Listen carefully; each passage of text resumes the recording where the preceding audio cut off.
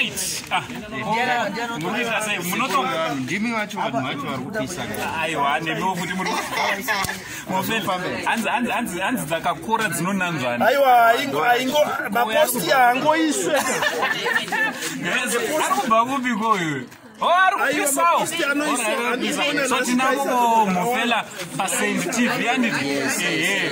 Tirambe musubscribe anditi kasi kwamuri Kongo Saint TV tina kule vachibata dzese vachidziumburudza nekudzibvuraudza kaka kuti zvityise.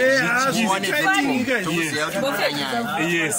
So usoka musakangano kufollowa page rakanzi Madam Boss. Also nesubscribe zvakare pachannel yakanzi Madam Boss. Mozva zvatoda kuita. Ngoti masubscribers ese vanofollowa panapa wese asati achete vazhinji vacho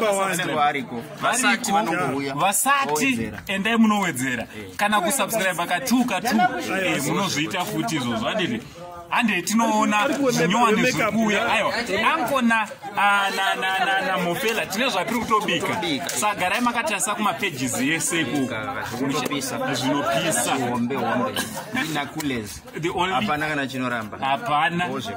Hey.